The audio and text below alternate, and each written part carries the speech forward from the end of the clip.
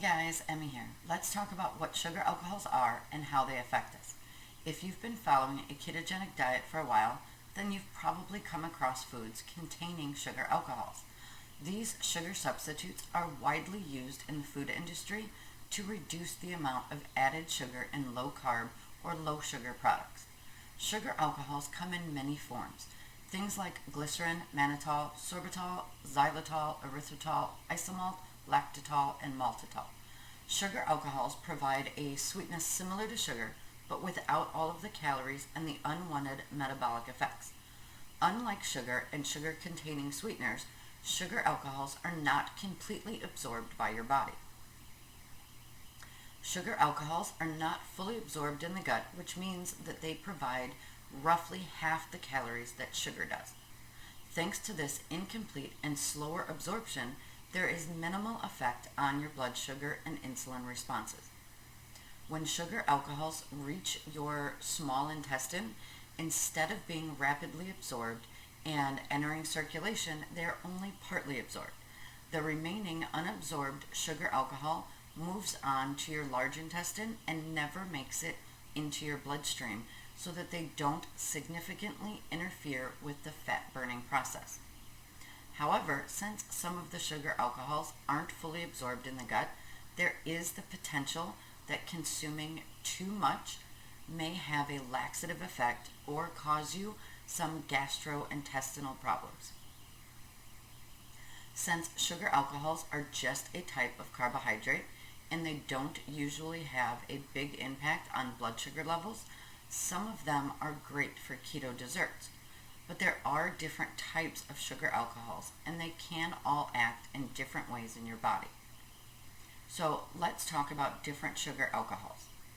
My favorite is erythritol. It's almost completely excreted in your urine, so it does not affect blood sugars. And it is less likely to cause adverse intestinal symptoms. In my opinion, it's the perfect sugar substitute on keto. Next, there's xylitol. Its sweetness is very close to the sweetness of regular sugar, and it has a relatively low glycemic index, which means it does not affect blood sugar levels very much. It can also help with dental health. It promotes good bacteria in the gut, and it has also been linked to increased collagen production. Unfortunately, though, it can cause gastric problems. So if you're considering it for your keto desserts, or to sweeten a cup of tea, it should be used sparingly until you know how it affects you. You should also be wary of using xylitol if you have animals because it's extremely toxic and can even be lethal. Now, other sugar alcohols include maltitol, sorbitol, lactitol, glycerol, and isomalt.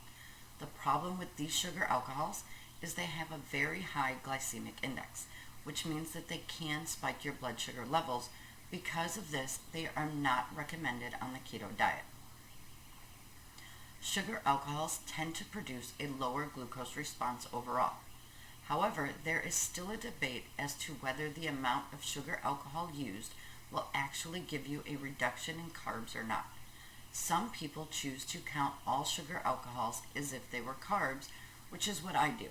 But if you decide to subtract sugar alcohol from your carb count to get net carbs, remember to subtract only 5 grams of the sugar alcohol from the total carbohydrate count to get your net carb count, in order to make sure the sugar alcohol does not have a negative effect on your blood sugar levels.